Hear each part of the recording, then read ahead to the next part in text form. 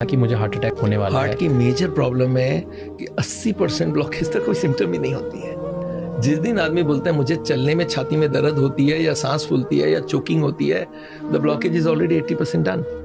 हाँ, heart attack से पहले अगर ये ध्यान रख ले तो रोक सकता है वो, जाके डायग्नोसिस करा के देनी से टेक केयर। अगर किसी को हमारे सामने हार्ट अटैक हो रहा है तो उसको किसी तरह से हम कुछ कर सकते हैं कि थोड़ा डिले हो जाए, बच जाए, कुछ हम लोग बोलते हैं उस वक्त हार्ट अटैक हो रहा है, इसका मतलब क्लॉट बन चुका। उस क्लॉट को डिसॉल्व करने के लिए हम लोग डिस्प्रिन देते हैं। वो एक टैबलेट, एक क्लोपिडोग्रोल करके गोली होता है 2 टैबलेट, और एक एटोर्वोस्टैटिन कोलेस्ट्रॉल की, ये 3 को चबा के खा लेना चाहिए। चबा के पानी वानी नहीं। वो तो चबाएंगे तो थोड़ा जल्दी डिसॉल्व होगा। इसलिए अगर डिसॉल्व करके खा सकते हो और भी है तो ये तीनों फर्स्ट एड बॉक्स में रखनी चाहिए। हम लोग बोलते हैं इसका पाउच बना के रखो। क्या होता है तीनों मेडिसिन के? वापस एक बार नाम ले लो। डिस्प्रिन 80 मिलीग्राम हो गया आपका एटोर्वोस्टैटिन, that is cholesterol loading drug. एक डिस्प्रिन 325 मिलीग्राम और 2 क्लोपिडोग्रेल 75 मिलीग्राम। तो ये 4 मिला के आप एक पैकेट बनाए। मेरे पास आए 9 साल की बच्ची को लेकर जिसको पीरियड स्टार्ट हो गए हैं। वो बच्ची 3rd क्लास में पढ़ती है।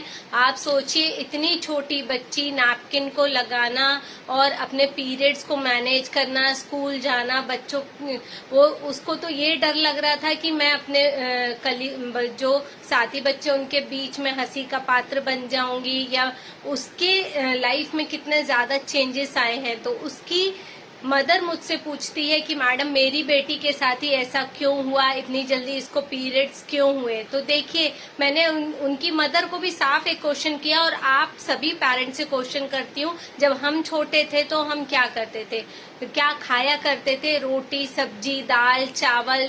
स्नैक में हम फूटा चना, मूंगफली, दूध, यही सब इंटेक किया करते थे। लेकिन आजकल के बच्चे pizza, burger, Maggi, French fries, ये सब खाना, मोमोज, ये सब खाना पसंद करते हैं। तो पेरेंट्स आप खुद ध्यान दीजिए कि आप अपने बच्चों को क्या खिला रहे हो। चिप्स, बिस्किट, चॉकलेट्स, क्या ये हमारे टाइम पे इजीली अवेलेबल थे? अगर बिस्किट मिला भी करते तो हार्डली 1 या 2 टाइप के, वो भी हमको रेडिली अवेलेबल नहीं थे। लेकिन आप अपने पेंट्री में हर महीने की ग्रोसरी जब खरीदते हो तो ये सब लेकर के आते हो। तो आप अपने बच्चे के लिए बीमारियां खुद खरीद के लेके आ रहे हो, आप खुद अपने बेटी के लिए ये सब प्रॉब्लम खुद लेकर आ रहे हो। पेरेंट्स में सबसे बड़ा कारण है माइक्रोवेव का ओवरयूज, और ये जो आजकल एयर फ्रायर आए हैं उनका ओवरयूज। ऐसा कहना है डॉक्टर पुनीत धवन का, और ये मेरे लिए भी बहुत शॉकिंग था। वो कहते हैं कि खाना लोग आजकल फ्रिज में रख देते हैं और उसके बाद माइक्रोवेव में गर्म करके खाते हैं। वो ये कहते हैं कि शरीर का इसको कोई फायदा नहीं है, इससे कैंसर सेल्स को बढ़ावा मिलता है आपके शरीर में, और ये माइक्रोवेव की किरणें इतनी ज्यादा खतरनाक है आपके शरीर के लिए। लोग कहते हैं कि हम खाना बनाएंगे, गर्म करेंगे, टाइम लगेगा तो लगा लो, नहीं तो कैंसर होने के बाद आपको टाइम देना पड़ेगा अपनी बॉडी के लिए। जो माइक्रोवेव के जरिए हम टाइम बचा रहे हैं ना, उसका नुकसान ही नुकसान है। इसको आज ही अपने घर से निकाल के फेंक दो। किसी को दान भी देना हो ना तो भी मत दो, ये इतनी खतरनाक चीज है। आपका इसके बारे में क्या कहना है?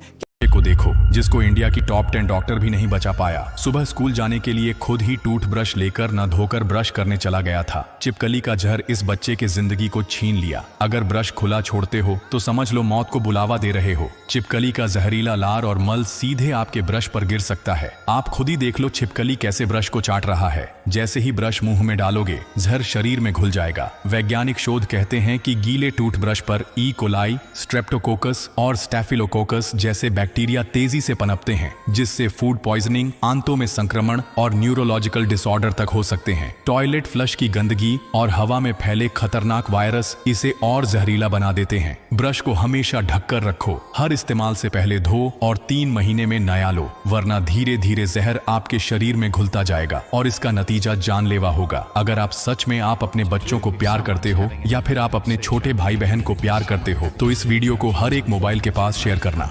स्टोरेज कैसे करनी है? लोगों ने 6-6 महीने पुराने सिरप खोल के रखे हुए हैं। वो तब एक दिन यूज़ किया था और 6 महीने बाद भी कुछ हो रहा है तो वही सिरप बच्चे को पिला रहे हैं। हमें बहुत बार कहना पड़ता है कि कोई भी सिरप 1 महीने ओपन हो जाए तो 1 महीने से ऊपर नहीं रखना अच्छा, है। एक बार सिरप ओपन कर दिया तो 1 मंथ से ऊपर नहीं रख सकते हम उसको। वो हमारे फ्रिज में ही 6-6 महीने पड़ी रहती यही है। मैं बता रहा हूँ, तो वो गलती है सर। वो अगर दैट मींस 1 महीने के बाद थ्रो कर दी जाए। 1 महीने के बाद वो मेडिसिन को आपको डिस्कार्ड करना है जी। क्योंकि उसकी जो पोटेंसी है, यहाँ जो काम करने की कैपेसिटी है वो कम हो जाती है। हमें एक्सपायरी डेट के हिसाब से नहीं चलना होता। हम चलते एक्सपायरी डेट के हिसाब से। जब तक शीशी या बॉटल या दवाई सील्ड है जी। तब तक एक्सपायरी डेट ठीक है। जब वो खुल गई तो वो हवा के कांटेक्ट में आ गई, मॉइस्चर के कांटेक्ट में आ गई, तो उस पॉइंट पे हम एक्सपायरी डेट को फॉलो नहीं कर सकते। उस पॉइंट पे हमें 1 month is the maximum time, जब आप उसको शेल्फ लाइफ जिसे हम कहते हैं, 1 मंथ खुलने के बाद उससे ज़्यादा यूज़ नहीं करना चाहिए।